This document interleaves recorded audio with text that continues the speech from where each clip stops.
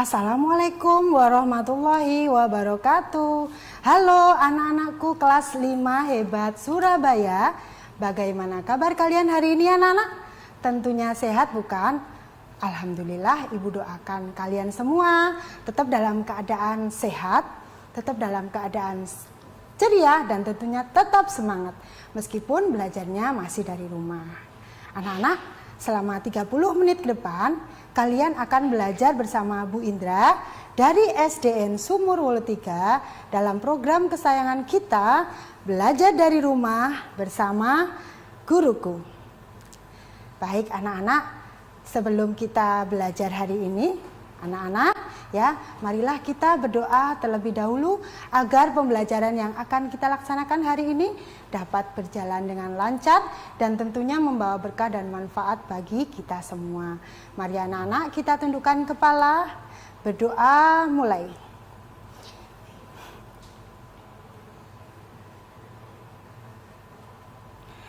Amin.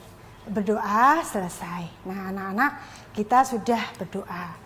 Masih ingat dengan Bu Guru ya? Nah, hari ini anak-anak kita akan belajar tentang apa?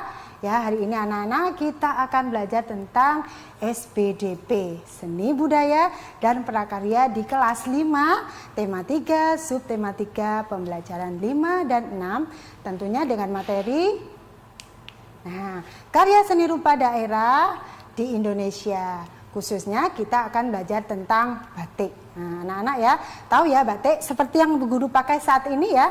Kita 5 hari yang lalu. Nah, anak-anak ada yang tahu tidak? 5 hari yang lalu kita memperingati Hari Batik Nasional. Nah, Hari Batik Nasional itu diperingati setiap tanggal 2 Oktober ya. Tanggal 2 Oktober itu sebagai Hari Batik Nasional. Nah, anak-anak, sebelum kita lanjut ke pembelajaran, anak-anak Bu Indra akan menyampaikan materi hari ini ya. Tujuan pembelajarannya hari ini adalah Bu Indra ingin kalian yang pertama menjelaskan tentang apa pengertian dari seni rupa daerah ya. Kemudian kalian bisa menjelaskan apa perbedaan antara motif modern dan motif tradisional. Kemudian kalian bisa menggambarkan salah satu motif tradisional yang ada di Indonesia. Sudah siap ya anak-anak ya? Oke, kalau sudah siap, seperti biasa Bu Indra selalu mengingatkan kalian untuk jaga jarak pandangan mata kalian dengan televisi agar mata kalian tidak sakit. Oke, sip ya? Nah, hari ini pengertian seni rupa daerah. Nah, anak-anak sebelum belajar tentang seni rupa, kita harus tahu dulu apa itu seni rupa ya. Seni rupa itu adalah salah satu cabang seni yang membentuk sebuah karya seni dengan media yang bisa ditangkap oleh mata dan dapat dirasakan melalui rabaan. Jadi kita bisa merasakan hasil karya seni ini dengan mata kita dan rabaan tangan kita. Apa sih seni rupa daerah itu? Nah, seni rupa daerah adalah seni rupa yang terdapat di berbagai daerah di Indonesia. Jadi daerah kita di Indonesia ini menghasilkan banyak seni rupa yang bermacam-macam tentunya. Nah, karya seni rupa di setiap daerah memiliki ciri-ciri khas masing-masing. Jadi antara daerah satu dengan daerah yang lainnya itu memiliki ciri-ciri khas yang berbeda. Nah, apa perbedaannya anak-anak? Nah, ini ya, ciri-ciri karya seni rupa daerah dipengaruhi oleh yang pertama, bersifat kedaerahan. Ya. Yang kedua, itu dipengaruhi oleh budaya dan latar belakang sejarah suatu wilayah. Yang ketiga, corak motifnya dipengaruhi oleh kondisi fisik atau geografis suatu daerah. Nah, ini adalah ciri-ciri karya seni rupa daerah yang ada di Indonesia. Kita lanjut lagi ya. Nah, di buku kalian di tema 3 halaman 109 itu ada anak-anak, boleh kalian buka ya. Tentang perbedaan karya seni rupa daerah. Nah, perbedaan karya seni rupa daerah ini dipengaruhi oleh, ada 6 yang mempengaruhi ya. Yang pertama adalah kreativitas seniman yang membuatnya. Nah, jadi kreativitas seniman itu mempengaruhi perbedaan karya seni rupa di daerah. Yang kedua, budaya daerah setempat. Nah, budayanya juga mempengaruhi ya. Misalnya di daerah Jawa dengan daerah Sumatera itu juga berbeda. Yang ketiga, ketersediaan alat dan bahan baku. Nah, alat dan bahan baku ini juga sangat mempengaruhi karya seni rupa daerah. Yang keempat, teknik yang dipakai atau teknik yang digunakan dalam membuat sebuah karya seni rupa daerah. Yang kelima, tentunya fungsi benda yang dibuat. Nah, kalau kita membuat suatu karya, berarti kita juga harus memikirkan fungsinya apa. Yang keenam, unsur keindahan. So, pasti ya, kalau kita mempelajari tentang karya seni, pasti kita akan membicarakan tentang keindahan hasilnya. Nah, ini anak-anak ya, perbedaan karya seni rupa daerah dipengaruhi oleh 6 hal tadi. Sudah paham ya? Kita lanjutkan. Nah, ragam seni rupa daerah. Nah, ragam seni rupa daerah itu bermacam-macam. Nah, di sini ada 3 kelompok ya. Yang pertama adalah seni lukis daerah. Nah, seni lukis daerah itu contohnya seni lukis kemasan dari daerah Bali. Nah, kemudian seni lukis kaca dari Cirebon. Itu termasuk seni lukis daerah. Yang kedua, seni patung. Nah, seni patung ini juga termasuk seni rupa anak-anak. Contohnya patung Asmat yang sangat terkenal ya dari daerah Papua. Nah, anak tahu gak? Nah, belajar setelah ini ya. Yang ketiga adalah seni kriya. Nah, seni kriya itu kerajinan ya. Contohnya seperti seni tekstil, songket, tenun, seni anyam, dan seni ukir. Nah, nanti kita belajar yang seni ukirnya ya. Tentang seni kriya batik. Nah, kita lanjut kembali.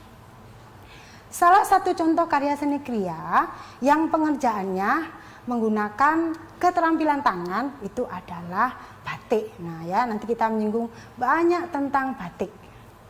Cara dan teknik pembuatan batik ini ternyata anak-anak di seluruh Nusantara ini hampir sama. Nah, yang membedakannya apa anak-anak? Yang membedakannya itu adalah penggunaan warna, nah serta motif batiknya. Jadi kita bisa membedakan motif daerah asal batik ini dari mana, itu bisa kita lihat dari motif batiknya. Anak-anak sudah paham ya? Nah, setelah ini anak-anak jangan kemana-mana ya, tetap setia bersama Bu Indra dalam program kesayangan kita, belajar dari rumah bersama guruku. Hai anak-anak kelas 5 hebat Surabaya ya, ketemu lagi dengan Bu Indra ya dalam program kesayangan kita, belajar dari rumah bersama guruku. Nah anak-anak, tadi kita sudah membahas tentang teknik cara dan teknik pembuatan batik ini ternyata berbeda-beda, hampir memiliki kesamaan. Namun perbedaannya pada penggunaan warna dan motifnya. Nah kita lihat selanjutnya ya anak-anak ya. Nah, kita akan baca, tadi sudah Bu Indra singgung tentang batik. Seperti yang Bu Indra pakai hari ini ya, Bu Indra menggunakan pakaian batik. Nah, batik ini, kalau kalian lihat di gambarnya itu ya, batik itu apa sih anak-anak ya? Ternyata batik ini memiliki pengertian. Apa itu? Jadi batik adalah kain bergambar yang dibuat khusus menggunakan lilin khusus. Nah, yang disebut dengan malam ya. Dan pengolahannya diproses dengan cara tertentu sesuai dengan ciri khas daerah. Jadi ciri-ciri khas daerah tertentu bisa membuat ragam motif batik. Nah, batik ini anak-anak dibedakan menjadi 2 ya. Yang pertama disebut dengan batik modern, yang kedua batik tradisional. Nah, kita bedakan apa perbedaan antara batik tradisional dengan batik modern ya. Nah, di sini ada ciri-ciri batik tradisional. Jadi anak-anak nanti kalau melihat sebuah karya batik, anak-anak bisa menilai, oh ini ternyata adalah batik tradisional, ini batik modern. Dari mana? Dari ciri-ciri batik berikut ini. Jadi ciri-ciri batik tradisional yang pertama, coraknya memiliki makna simbolis khusus. Nah, ada makna simbolis khusus. Kemudian yang kedua, umumnya bermotif ular, pagoda, geometris dan barong ya, seperti ini. Kemudian yang ketiga, ciri-cirinya warnanya cenderung gelap. Nah, biasanya warnanya lebih gelap, menggunakan warna hitam, warna coklat, kehitaman atau putih. Nah, itu ciri-ciri batik tradisional. Dan yang keempat, motif batik ini merupakan ciri khas daerah asal. Nah, seperti yang sudah saya sampaikan tadi ya, motif ini menentukan salah satu ciri dari asal batiknya dari daerah mana. Nah, ini sudah bergabung dengan teman-teman yang ada di rumah ya. Halo anak-anak kelas 5 hebat Surabaya. Bagaimana kalian kabarnya? Sehat ya? Halo anak-anak. Ini sudah bergabung. Alhamdulillah. Ya, murid-murid Bu Indra dari SDN Sumur Wulu 3 menemani kita belajar hari ini. Tetap semangat ya anak-anak ya, belajar dari rumah. Oke, kita lanjutkan kembali. Sip. Nah, yang selanjutnya adalah ciri-ciri batik modern. Apa ciri-cirinya? Nah, ini perbedaannya anak-anak. Kalau batik modern, coraknya ini tidak memiliki makna yang khusus. Jadi para seniman yang membuat batik ini tidak mempunyai maknanya apa, karena dia membuat sesuai dengan imajinasi keinginannya masing-masing ya. Yang kedua, umumnya bermotif tumbuhan dan rangkaian bunga. Nah, mungkin seperti yang Bu Guru pakai saat ini ya, mungkin ini termasuk batik modern ya anak-anak ya, karena dilihat dari coraknya itu bermotif tumbuhan dan rangkaian bunga ya. Yang ketiga, warnanya itu cenderung bebas. Jadi warnanya itu sudah bermacam-macam, tidak seperti gelap tadi, lebih terang. Contohnya warna biru ya, mungkin warna merah atau mungkin warna kuning yang warna-warnanya lebih cerah. Yang keempat, motif ini bukan merupakan ciri khas daerah asal. Jadi tidak mempengaruhi asalnya dari mana. Jadi sesuai dengan keinginan siapa tadi? Keinginan para seniman yang membuat batik. Kita lanjutkan kembali ya anak-anak ya. Nah, kita akan belajar apa alat dan bahan untuk membuat batik. Jadi anak-anak harus tahu apa saja ya alat dan bahan yang digunakan untuk membuat batik itu ternyata banyak ya. Nah, di sini ada yang pertama adalah tentunya kain. Kita harus mempersiapkan kain, bisa menggunakan kain mori, sutra, lurik atau belaco. Nah, yang kedua yang pastinya harus ada itu adalah malam. Nah, malam itu apa ya? Bukan malam tadi malam, yang malam itu bukan ya. Malamnya ini maksudnya adalah lilin yang berguna untuk merintangi atau menghalangi warna yang masuk ke motif. Jadi supaya warnanya tidak menyebar kemana-mana, dilintangi dengan yang namanya malam. Yang ketiga adalah canting. Nah, canting ini alatnya tadi ya, yang untuk membuat batik itu disebut dengan canting. Terus kita pasti harus menggunakan pewarna. Supaya apa? Supaya batik yang dibuat itu terlihat lebih menarik dan indah. Warna bisa dihasilkan dari warna alami dan warna buatan. Nah, warna alami ini biasanya terbuat dari bahan-bahan kimia, bahan yang bisa dibuat dari tumbuhan. Contohnya kunyit ya, warna kuning. Sedangkan untuk pewarnaan buatan itu berasal dari bahan-bahan kimia. Ya. Kemudian adalah bandul. Apa anak-anak? Ada anak yang di rumah mungkin ada yang ditanyakan? Halo, anak-anak kelas 5. Oke, kita lanjut ya. Bandul ini berfungsi untuk menahan mori yang baru dibatik agar tidak mudah bergeser. Jadi ditahan morinya supaya tidak bergeser kemana-mana. Nah, kemudian saringan. Saringan ini untuk menyaring lilin yang malam tadi yang mungkin kotor. Jadi harus disaring terlebih dahulu. Kemudian membutuhkan dingklik. Nah, dingklik itu seperti kursi kecil ya, tempat duduk orang yang membatik. Terus kita juga butuh gawangan. Gawangan ini berfungsi untuk menggantungkan serta membentangkan kain. Jadi kainnya dibentang, tidak dipegang gini, ada yang dibentangkan seperti ini biar apa? Biar mudah untuk membuat batik. Kemudian kita juga butuh anglo atau kompor sebagai pemanas lilin. Terus yang terakhir kita butuh taplak atau celemek ya, yang berfungsi untuk menutup pangkuan ya. Jadi supaya tidak panas waktu kita membatik, membutuhkan celemek ya. Nah, anak-anak itu ya alat dan bahan yang digunakan untuk membuat batik. Anak-anak sudah paham ya? Nah, baik anak-anak yang di rumah atau yang ikut Zoom, kita lanjutkan bagaimana sih bentuknya ya dari alat dan bahan ini bisa kita lihat dari gambarnya. Nah, ini anak-anak ya, kain tadi ya, nih canting, kemudian lilin, ini gawangan, ini kompornya tadi, dingklik, ini saringan, dan itu adalah pewarna yang digunakan untuk mewarnai saat membuat batik. Nah, ini anak-anak ya, kalian harus tahu, walaupun tidak bisa tapi harus tahu, nanti belajar. Nah, supaya kita juga bisa melestarikan budaya kita. Salah satunya adalah batik ya anak-anak ya.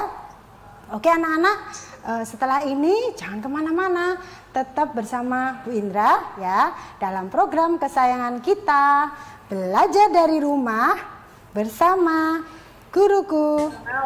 Hai hai, kembali lagi bersama Bu Indra dalam program kesayangan kita, belajar dari rumah bersama guruku. Nah anak-anak yang di rumah, halo, tetap setia ya. Nah kita lanjutkan kembali anak-anak. Alat dan bahan, nah tadi sudah kita ketahui bermacam-macam alat dan bahan untuk membuat batik ya anak-anak ya. Kita lanjutkan kembali. Nah apa ya? Teknik pembuatan batik. Nah teknik pembuatan batik ini terbagi menjadi 3. Yang pertama adalah teknik tulis. Nah teknik tulis, yang kedua teknik cap, dan yang ketiga adalah teknik cetak. Nah bedanya apa ya anak-anak ya? Yang pertama kalau teknik tulis itu menggunakan canting. Nah seperti yang Bu Indra contohkan tadi, menggunakan canting berarti membuat batik tulis. Nah kemudian teknik cap, nah, menggunakan stempel, yang mana stempelnya tadi sudah ada bentuk gambar di dalamnya, jadi tinggal menstempel. Seperti kalian kalau menstempel itu ya anak-anak yang main itu adalah teknik cap. Yang ketiga adalah teknik cetak atau teknik sablon. Nah bagaimana gambarnya bisa kalian perhatikan di layar televisi kalian masing-masing. Nah ini ya, tuh yang pertama itu adalah teknik tulis. Nah itu. Kemudian ini adalah cap ya, bentuk seperti ngecap. Nah ini sablon ya. Seperti ini anak-anak, macam-macamnya ya teknik membuat batik. Kalian harus ingat ada 3 teknik membuat batik ya. Paham ya anak-anak? Nah yang terakhir anak-anak kita akan belajar tentang motif batik daerah di Indonesia. Nah kita lihat ya. Kalian bisa membuka buku kalian anak-anak ya, di buku kalian tadi lanjutannya. Di situ ada contoh motif batik Nusantara. Nah ya di halaman 110 anak-anak bisa melihat. Nah coba Bu Indra sapa anak-anak yang di rumah ya. Anak-anak yang di rumah coba ini Bu Indra kasih pertanyaan. Kira-kira untuk gambar motif ini ya apa namanya? Ada yang tahu mungkin yang di rumah? Bisa menjawab? Silahkan. Ya, Bu. Iya, silakan anak siapa? Oke, Mbak Deva. Oke, pinter Mbak Deva. Silakan Mbak Deva. Namanya apa ya ini ya?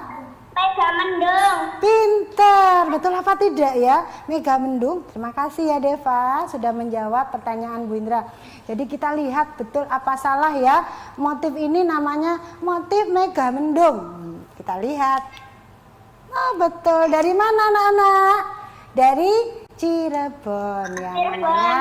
Pinter, motif batik Cirebon Mega Mendung namanya. Kita lanjutkan kembali, masih ada gambarnya ya. Coba diperhatikan lagi anak-anak. Nah ini motif apa namanya, ada yang bisa coba? Silahkan mungkin. Oke Mbak Mika, silakan Mbak Mika. Apa namanya ini? Coba yang keras suaranya ya. Apa namanya ini anak-anak? Ayo, ada yang tahu? Silakan. Ayo berani menjawab. Pinter, kelas 5.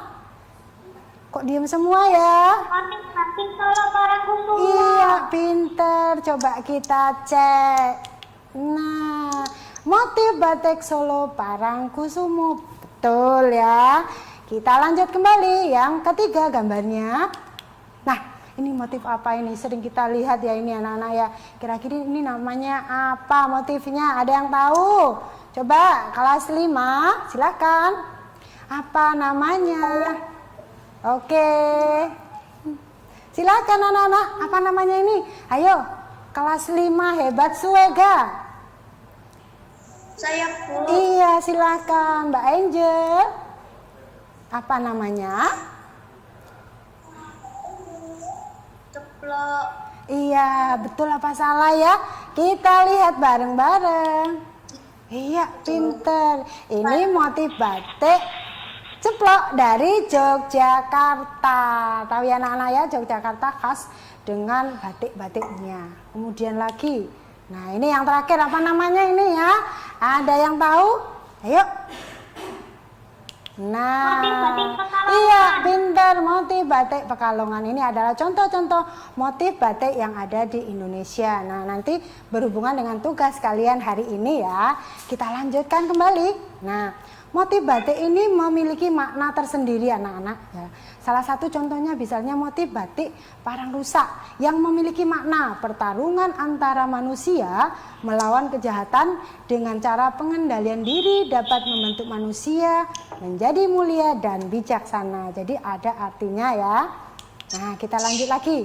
Keragaman corak batik Nusantara merupakan kekayaan alam yang tidak ternilai harganya. Jadi kita harus jaga dan lestarikan ya. Mulai dari sekarang anak-anak harus mencintai batik ya. Nah, terus lagi contoh motif batik Nusantara ini banyak sekali. Tidak hanya di Pulau Jawa, ternyata di daerah lain itu juga punya ciri khas ya. Seperti batik Bali ya, batik Kalimantan, batik Minangkabau yang dari Sumatera, kemudian batik Toraja, batik Flores, dan batik Papua. Nah ini ternyata beragam banget ya motif batik di Indonesia ini. Nah, kesimpulannya anak-anak, nah dari pembelajaran hari ini dapat kita simpulkan bahwa seni rupa daerah itu adalah seni rupa yang terdapat di berbagai daerah di Indonesia. Kemudian batik dibedakan menjadi dua ya, batik modern dan batik tradisional. Dan tekniknya juga ada 3. Kemudian keragaman corak batik ini tak ternilai harganya. Nah, anak-anak ya harus ingat, kita harus melestarikan dan menjaga budaya kita. Salah satunya warisan budaya adalah batik. Jadi anak-anak harus cinta dengan batik ya. Oke anak-anak ya, yang di rumah maupun yang ikut Zoom, Bu Indra ucapkan terima kasih sudah ikut belajar hari ini. Jangan lupa Bu Indra kasih tugas ya. Hari ini ada tugas mandiri buat kalian. Nah ini yaitu membuat sebuah motif batik rancangan kalian sendiri ya. Kemudian buat sebagus mungkin, diberi warna, dan jangan lupa 1 lembar penuh ya. Dikumpulkan kepada Bapak Ibu guru kalian biar mendapat nilai. Oke anak-anak ya, terima kasih sudah mengikuti pembelajaran hari ini. Seperti biasa Bu Indah tetap ingatkan 3M, menjaga kesehatan ya, menjaga jarak, kemudian mencuci tangan, dan memakai masker. Jangan lupa ya. Oke, terima kasih anak-anak. Jumpa kembali dengan Bu Indra di lain waktu. Terima kasih, Bu Indra akhiri. Assalamualaikum warahmatullahi wabarakatuh. Tetap setia dalam program kesayangan kita, belajar dari rumah bersama guruku.